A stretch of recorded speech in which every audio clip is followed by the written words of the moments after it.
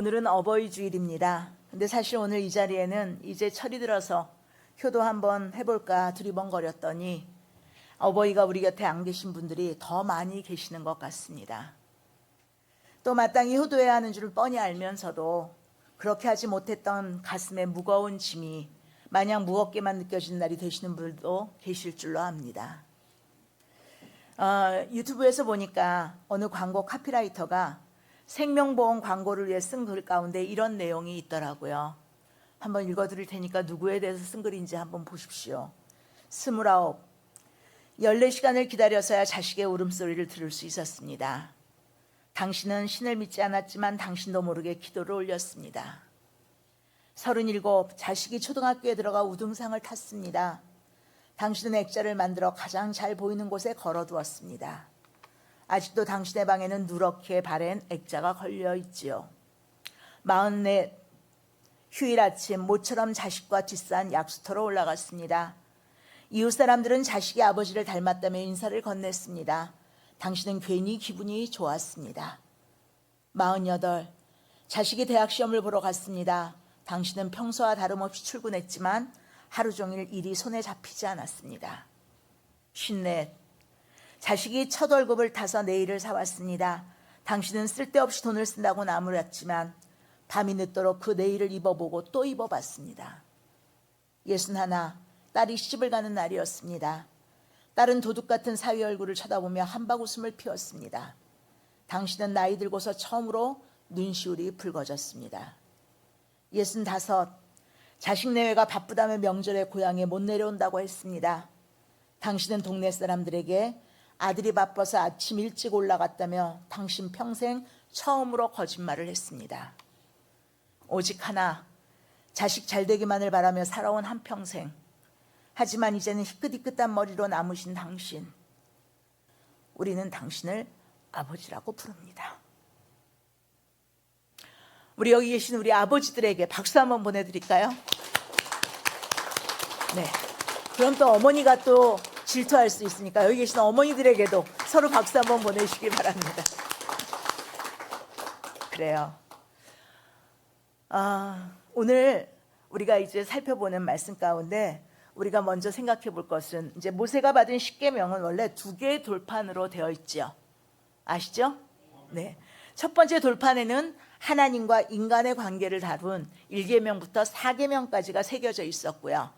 그리고 두 번째 돌판에는 사람과 사람의 관계를 다룬 6개의 계명이 새겨져 있었어요. 이 계명들 중에 어느 것 하나 중요하지 않은 것이 없지만 10계명의 그 순서는요, 그 계명의 무게와 중요성에 따라서 순서를 나타내고 있다고 할 수가 있겠습니다. 그런데 사람과의 관계를 다룬 두 번째 돌판의 6가지 계명 중에 첫 번째 계명이 뭐죠? 내 부모를 공경하라. 그러므로 둘째 돌판은 가정과 인간관계의 가장 기초 윤리가 바로 내 부모를 공경하라는 말씀임을 강조하고 있는 거예요. 여러분들, 뿌리 없는 나무가 없듯이 이 세상에 부모 없는 자식은 아무도 없지요. 특히 우리는 이 땅에 아무도 알지 못하는, 어떤 누구도 알지 못한 낯선 손님으로 태어날 때 최초로 어머니와 아버지와 만나게 됩니다.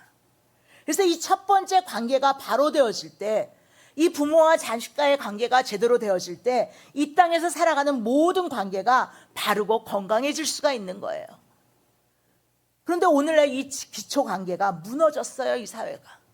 그래서 부모와 자식 간의 관계가 건강하지 못한 관계들이 너무나 많아요. 그러니까 이 사회적으로 너무나 많은 위기가 찾아오고 있는 거예요. 다른 모든 인간관계도 건강하지 못하게 되는 겁니다. 사실 일찍이 사도 바울도 로마서 1장에서 하나님을 떠난 사회의 여러 가지 현상들을 적나라하게 기술해가는 가운데 부모를 거역하며, 하나님을 떠난 세대는 부모를 거역하게 된다, 이렇게 얘기했죠. 디모데후서 3장 1절 2절 말씀도 한번 읽어볼까요? 너는 이것을 알라. 말세에 고통하는 때가 이르러 사람들이 자기를 사랑하며 돈을 사랑하며 자랑하며 교만하며 비방하며 부모를 거역하며 감사하지 아니하며 거룩하지 아니하며. 그래요. 말세에 고통하는 때가 이를 것인데 그 가운데 하나가 부모를 거역하는 시대가 될 것이다 라는 거예요. 즉 마지막 종말의 때가 되면 하나님을 많은 사람들이 떠난 사회가 될 것이고, 그렇게 하나님을 떠난 사회의 가장 뚜렷한 특징 가운데 하나가 부모를 거역하는 사회가 될 것이라고 기록하고 있는 거죠. 그러나 하나님의 말씀대로 살아야 하는 우리 성도들은 이러한 말세지말의 사회 속에서도 더욱 부모를 공경하고 효도해야 될 줄로 믿습니다. 여러분들의 가정이 이렇게 부모를 공경하는 가정, 부모에게 효도하는 가정이 되기를 간절히 축복합니다. 그럼 효도가 무엇일까요, 여러분? 여러분들 여기에는 보니 아까도 말씀드렸지만 이미 부모님이 계시지 않고 이제 부모님으로 자녀들의 공경과 사랑을 받는 분들이 대부분입니다. 효도가 뭘까요? 한자로는 이 효도에 대해서 퍽 재미있는 설명을 하고 있더라고요. 옛날 시골에 닷새 만에 이제 장이 서고 했는데, 오늘 요즘도 보면 지방에 내려가면 5일 장이 쓰잖아요. 근데 장날이 되면 이제 어떤 아들 하나가 그동안에 해서 모은 나무를 갖다가 잔뜩 지게에 지고 이제 장에 나가서 아침 일찍 장에 가서 그 나무를 팝니다. 그러니까 저녁이 되면 이제 어머니가 밥상을 준비해 놓고 이제나 저제나 아들이 돌아오기만 기다리죠. 그러다가 해가 서산에 뉘어 넘어가는데도 아들이 돌아오지 않으면 어머니가 걱정이 돼서 이제 가만히 집에 앉아 계실 수가 없는 거예요. 그래서 동구 밖까지 나가서 아들이 돌아오기만 기다리죠. 그런데 이제 드디어 한 사람씩 두 사람씩 멀리 산모퉁이를 돌아서 마을로 되돌아온 사람들의 모습이 보이는데 아들의 모습이 보이지 않아요. 그러면 어머니는 애틋한 심정이 돼서 좀 더 멀리, 좀 더 자세하게 보기 위해서 동구 밖에 서 있는 나무 위로 올라가신다는 거예요. 그 모습을 한자에서는 어버이 친자로 묘사한 겁니다. 어버이 친자가 어떻게 씁니까? 설립자 밑에 나무 목자가 있고요. 나무에 위에 서 있고, 그리고 오른쪽에 볼기연자를 씁니다. 어머니가 나무 위에 올라가 아들이 이제 나오나 저제 나오나 그렇게 쳐다본다는 그 의미를 가지고 있는 게 어버이 친자예요.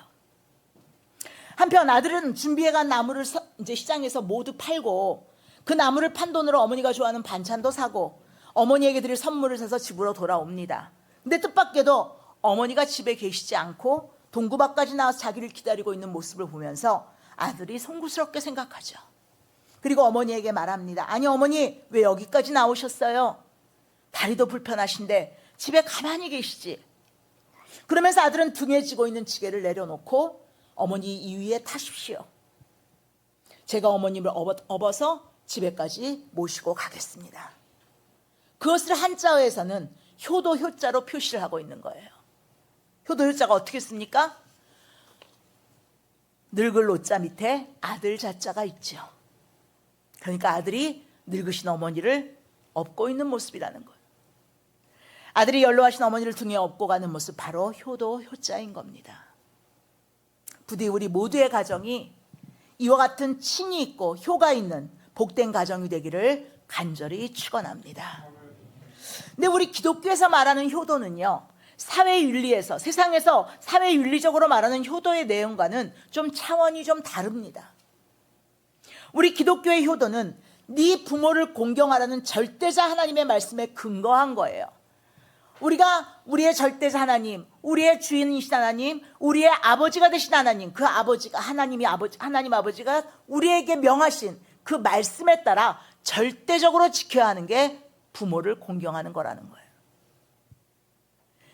그리고 또한 부모를 공경할 때 우리 힘으로 하는 게 아니라, 내 감정으로 하는 게 아니라 예수님으로부터 그 사랑의 힘을 공급받아 부모를 공경하는 게 우리 기독교에서 말하는 효도예요. 세상 사람들은 윤리, 도덕, 율법에 따라 효의 도리를 행해야 한다고 말하지만, 그러나 예수 그리스도의 은혜로 살아가는, 예수 그리스도의 사랑 안에서 살아가는 우리 그리스도인들은 그리스도의 사랑과 은혜 안에서 진정한 감사와 기쁨으로 부모님을 사랑하고 공경하는 줄로 믿습니다. 그렇습니다. 우리 그리스도인들의 효도는 세상에서 말하는 효도와 다음과 같이 차원이 달라요. 첫째로, 성경적인 효도는 감사로부터 시작되어지는 겁니다. 특히 이 감사는 바로 생명에 대한 경외심에서 비롯되는 거예요. 창조주 하나님께서 내게 생명을 주셨죠? 믿습니까? 특히 육신의 어버이를 통해서 우리에게 생명을 주셨어요. 생명에 대한 한없는 감사, 우리가 살고 있다는 그것에 대한, 우리의 생명에 대한 한없는 감사가 효도로 나타나야 된다는 거예요. 사실 세상에는 우리 부모님들이 훌륭해 보이지 못한다고 불평하는 많은 사람들이 있어요. 내 마음에 들지 않아. 우리 부모님 나한테 상처만 주고 나한테 아픔만 줬어. 또 우리 부모님들이 많이 배우지 못했다고 아무것도 몰라 이러면서 자랑스럽게 여기지 못하는 사람들도 있어요. 그러나 그것은 절대 아니죠. 하나님께서 부모님들을 통해서 내 생명을 주셨다는 이 한 가지 사실만으로도 우리는 그분들을 존경해야 하고 감사할 수 있어야 될 줄로 믿습니다. 물론 오늘날과 같이 세상이 급변하다 보니 연로하신 부모님들이 더 부족하게 보일 때도 있어요. 더욱이 연로하신 부모님들을 보면 점점 실수도 많아져요. 그러나 사실 우리도 어릴 때는 실수하지 않았나요? 안 하셨어요, 여러분들은? 그러나 우리 부모님들은 내 실수를 바라보면서 인내해 주셨잖아요. 그러니 이제는 자식된 우리가 늙으신 부모님의 실수를 참아주고 인내해주고 안아주어야 됩니다. 또 연로하신 부모님이 홀로 서지 못하게 되고 거동이 불편하게 될 때가 옵니다. 그런데 내가 서지 못할 때 내 부모님이 나를 안아서 키워주지 않았습니까? 그러니 이제는 늙으신 내 부모님을 우리가 안아줄 수 있어야 된다는 거예요. 또 내 부모님이 당신의 손으로 밥을 드실 수 없을 때도 오게 됩니다.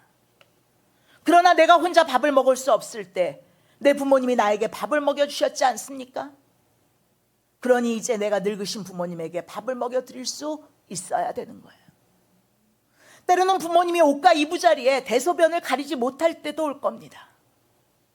그러나 내가 똥오줌 가리지 못할 때 내 어머니 내 아버지가 싫다 더럽다 말씀하지 아니하시고 진자리 마른 자리 갈아주셨어요. 이제는 자식된 우리들이 이런 일을 한다고 할지라도 절대로 싫어하지 말고 진심과 정성으로 그 일을 감당할 줄 알아야 됩니다. 또한 거동이 불편하신 부모님의 옷을 입혀드릴 때 부모님들이 나의 옷을 입혀주시며 키운 것을 생각하고 불평 없이 감당할 수 있어야 된다는 거예요. 아마 여기 계신 분들 중엔 지금 연로하신 분들도 계셔서 내가 여기에 해당하는 이 부모님들의 경우가 되실 수도 있을 거예요. 거동도 불편하고 걷기도 힘들고 그래서 내 자식에게 내 자녀에게 폐를 끼치는 것 같고 힘들게 하는 것 같고 그러나 여러분 너무 미안해하지 마세요. 너무 부담 갖지 마세요. 여러분들이 자식들을 그렇게 키우셨고 여러분들은 충분히 자식들에게 그런 공경을 받으실 만한 분들이십니다. 이 땅에서 어버이의 최고의 영광이 무엇인지 아십니까? 자식들로부터 공경과 사랑을 받으며 늙어가는 거예요. 가장 서러운 일이 무엇인지 아십니까? 내 몸으로부터 낳은 자식으로부터 공경과 사랑을 받지 못하고 살아가는 거죠. 이제 우리 모두 주님의 은혜와 사랑 안에서 친정 부모님의 은혜와 사랑에 감사함으로 나에게 생명을 주신 하나님, 그 하나님께서 나에게 또한 부모님을 통해 나에게 생명을 주셨음을 기억하면서 늘 진정으로 감사함으로 부모를 공경하고 부모의 은혜를 기억하는 우리 모두가 되기를 간절히 소원합니다. 또한 여러분들의 가정에 여러분들의 자녀들이 그렇게 부모님을 생명을 주신 부모님을 감사하면서 공경하는 가정이 되기를 간절히 축원합니다. 두 번째로 성경적인 효도의 다른 차원은 부모님이 살아계실 때 효도해야 된다는 거예요. 우리가 해야 하는 효도는 부모님이 돌아가신 다음에 상다리가 휘어지게 제사상이나 차려드리면 되는 그런 효도가 아니에요. 사실 10계명 중에 9가지 계명은요 평생 나를 따라다니는 계명이죠. 오직 여호와 하나님만을 섬기고 도둑질하지 말고 살인하지 말고 평생 우리가 죽을 때까지 지켜야 되는 나를 따라다니는 계명입니다. 그러나 내 부모를 공경하는 이 제5계명만큼은요 어느 날 문득 내 곁을 떠나버리고 마는 계명이에요. 9가지 계명은 내가 범하고 잘못 감당했다고 할지라도 후회하고 돌이킬 수 있고 새롭게 감당할 수 있어요. 그러나 내 부모를 공경하라는 이 제5계명만큼은 어느 날 갑자기 돌이킬 수 없이 내 곁에서 사라져버리고 마는 계명이에요. 그래서 이런 시조도 있지 않습니까? 어버이 살아계실 때 섬기기를 다하여라. 한 번 가신 뒤에 애달프다 어이하리. 생전에 고쳐 못할 일은 이뿐인가 하노라. 송강 정철 선생의 시입니다. 또 이런 시조도 있더라고요. 반중 조홍감이 고와도 보이나니 품음직하다마는 품어야 반길이 없으니 이를 서러워하노라. 무슨 뜻이냐면 내 아버지 내 어머니 홍시 좋아하셨었는데 잘 익은 홍시 손바닥에 들고 달려가 이거 어머니 드세요 아버지 드세요 드리고 싶지만 이제는 반길이가 없으니 그것을 서러워한다는 내용이에요. 그렇습니다. 이 제5계명은 부모님이 돌아가신 다음에는 진정으로 안타까워하며 슬퍼하게 되는 계명인 거예요. 특히 자신이 이제 자녀들로부터 푸대접을 받고 늙음의 비애가 내 인생에 넘치는 그때 더욱 서러워지는 계명입니다. 그러므로 우리의 효도는, 우리 기독교에서 말하는 효도는 부모님 살아계실 때 최선을 다하는 효도임을 잊지 마시기를 바랍니다. 세 번째로 성경적인 효도의 다른 차원은 부모님이 구원받도록 해야 한다는 거예요. 육신의 부모님 생전에 섬기기를 잘한다 한들 그분들의 영혼을 제대로 섬기지 못했다고 하면 제대로 효도를 다하지 못한 거죠. 반대로 부모님 생전에 예수 믿게 한 자녀는 최상의 효도를 한 줄로 믿습니다. 예수님께서도 마가복음 8장 36절에서 뭐라고 말씀하셨습니까? 읽어보겠습니다. 사람이 만일 온 천하를 얻고도 자기 목숨을 잃으면 무엇이 유익하리요? 그렇습니다. 아무리 세상에서 진수성찬으로 대접해드리고 능라주단으로 몸에 감아드리고 연락으로 즐겁게 해드렸다고 할지라도 구원의 복음을 전하지 못해서 영원한 멸망을 받는 부모가 되게 했다면 이 어찌 효를 다한 것이라고 할 수가 있겠습니까? 그럼 이제 여러분에게 묻겠습니다. 여러분들의 부모님들이 예수 그리스도를 구세주로 영접하시고 가셨습니까? 부모님들이 진정 복음을 알고 계십니까? 오늘이라도 부모님들이 그분의 생의 마지막 순간을 맞이한다고 하면 영원한 천국에 들어갈 수 있습니까? 만약에 그럴 수 없다고 한다면 여러분들 지금까지 금식하며 기도해 보셨나요? 며칠 전 어버이날이 지났는데 과연 부모님에게 어떤 선물이 가장 귀한 선물일까요? 여러분들 여기에 오신 어버이들이 이제 자녀들에게 받은 선물을 가지고 오신 분들도 있고 입고 오신 분들도 계실 텐데 어떤 선물이 가장 귀한 선물일까요? 우리가 내 어머니 내 아버지에게 꼭 선물해야 될 가장 귀한 것이 있다면 그것은 하나님 나라 천국 구원자 예수님이신 줄로 믿습니다.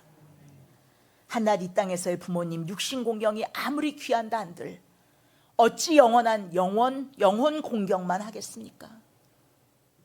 영혼이 떠나고 나면 아무런 가치가 없는 거예요. 그러므로 이제 우리는 죽을 각오를 하고 부모님에게 예수님을 전하셔야 되는 거예요. 순교적인 각오를 하고 부모님에게 예수님을 꼭 전하셔야 되는 거예요. 이것이 최고의 효도인 줄로 믿습니다. 마지막으로 성경적인 효도는 그 상급의 차원이 다르죠. 우리 성도들의 효도는 하늘의 상급이 약속되어 있는 줄로 믿습니다. 하늘의 상급과 약속, 이것이 성경이 말하는 또 하나 차원이 다른 효도예요. 얼마나 중요하면 상급까지 달아놓고 주님께서 하나님께서 명령을 내리셨을까요? 출애굽기 20장 12절 말씀 읽어보겠습니다. 내 부모를 공경하라. 그리하면 내 하나님 여호와가 내게 준 땅에서 내 생명이 길리라. 아멘. 에베소 6장 1절부터 3절 말씀도 읽어보겠습니다. 자녀들아 주 안에서 너희 부모에게 순종하라. 이것이 옳으니라. 어머니를 공경하라. 이것은 약속이 있는 첫 계명이니 이로써 네가 잘되고 땅에서 장수하리라. 아멘. 이렇게 부모 공경만큼은요 영원한 약속이 있는 계명. 다른 계명들은 이런 약속이 없어요. 부모 공경에만 이 약속이 있습니다. 땅에서 잘되고 내세서 잘되는 축복의 약속이 바로 이 제5계명에 주어지고 있는 거예요. 그러니 여러분들의 가정에 모든 자녀들이 이 부모 공경할 수 있기를 간절히 소원합니다. 그래서 여러분들의 가정이 이 놀라운 축복을 받는 가정이 되기를 간절히 축원합니다. 성경에도 보면 부모에게 효도한 사람들이 큰 축복을 받은 경우를 볼 수가 있는데 그 대표적인 게 누구죠? 룻이에요. 룻. 여러분들 비록 이방 여인이었지만 시어머니 나오미의 신앙을 본받아서 이제 끝까지 시어머니 나오미를 봉양한 룻이 얼마나 큰 축복을 받았는지 우리 한번 확인해 볼까요? 룻기 4장 13절 17절 말씀 같이 읽어보겠습니다. 이에 보아스가 룻을 맞이하여 아내로 삼고 그에게 들어갔더니 여호와께서 그에게 임신하게 하심으로 그가 아들을 낳은지라.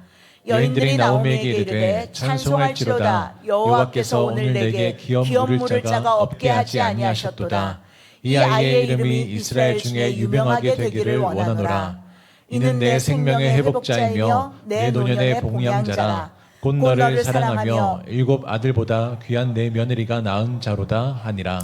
나오미가 아기를 받아 품에 품고 그의 양육자가 되니 그의 이웃 여인들이 그에게 이름을 지어주되 나오미에게 아들이 태어났다 하여 그의 이름을 오벳이라 하였는데 그는 다윗의 아버지인 이새의 아버지였더라.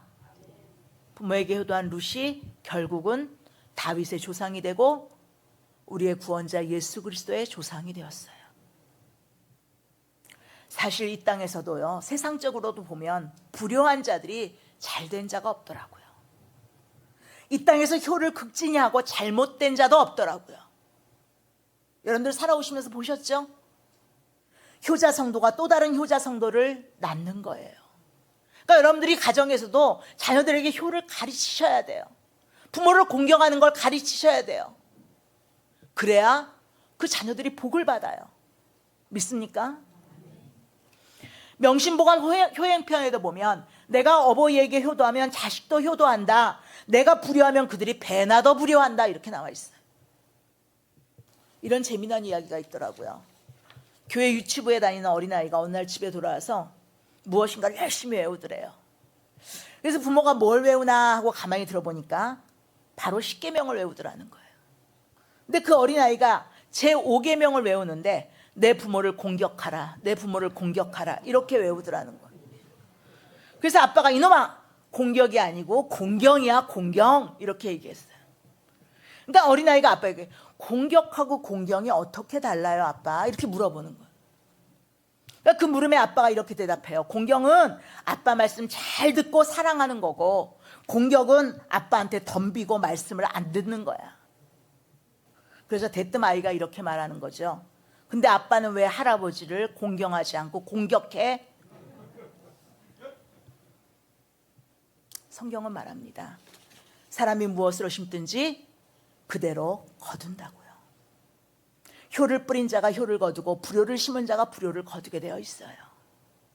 그러므로 부디 부모를 공경하는 마땅한 도리를 다하고 약속된 하늘의 상급을 받는 삼일교회 모든 성도님들의 가정이 되시기를 예수님의 이름으로 간절히 축원합니다. 기도하시겠습니다. 하나님 감사합니다. 하나님 우리의 가정이 복되기를 원하시고 우리의 가정이 아름답기를 원하시고 우리의 가정이 하나님의 은혜 가운데 늘 사랑이 넘치기를 원하시는 주님, 하나님 우리에게 부모님을 허락하시고 그 부모님들을 공경하라고 말씀하셨는데 하나님 그러한 하나님의 절대적인 명령 앞에 온전히 순종하지 못하는 우리의 부족함을 용서하여 주시옵소서. 하나님 이제 부모님 살아계시다면 하나님 최선을 다하여 부모님을 공경하는 우리 모두가 되게 하시고 이미 부모님이 이 땅에 계시지 않는 분들은 하나님 아버지 부모님에 대한 은혜와 사랑을 다시 한번 기억하면서 감사하는 마음을 갖게 하시고 우리의 자녀들에게 부모 공경을 성경적인 부모 공경을 바르게 가르쳐서 하나님의 축복이 넘치는 가문과 가정을 이루게 도와주시옵소서. 함께 하실 줄로 믿사옵고 사랑이 많으신 예수님의 이름으로 기도드렸습니다. 아멘.